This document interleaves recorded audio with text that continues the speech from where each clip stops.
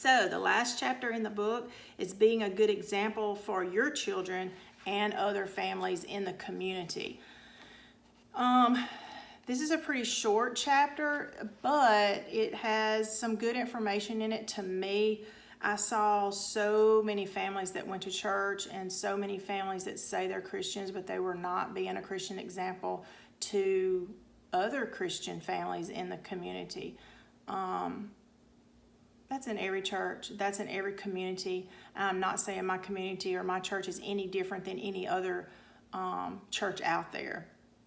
But I did see it. And because I dealt with their children and I dealt with counselors and counseling sessions in many situations, we just were privy to some information that others are not, privy to. And I know that you find out things that are going on that everybody doesn't know, and it's not always good situations, and it's sad in some situations, but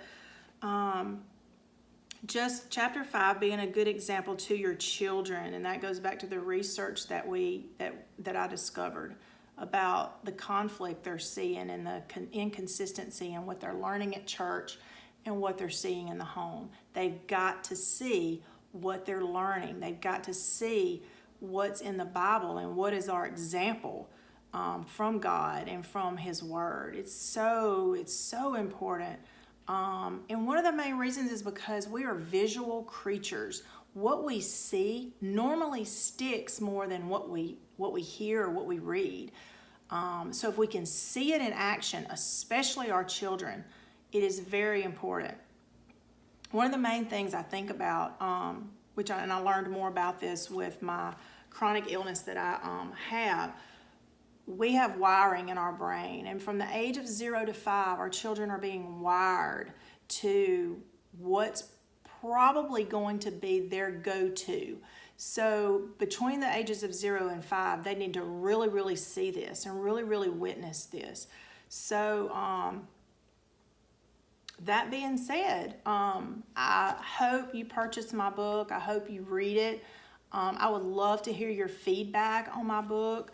One of the reasons is because, like I said, I'm not a writer, and I would just like to know what you think, so that when I have conferences in the future, or I'm talking to parents in small groups, I can actually address that and not kind of be sideswiped with not knowing, maybe a misconception or whatever that you thought was in the book, or maybe some hot topics that I can talk about in the future. So just let me know what you think.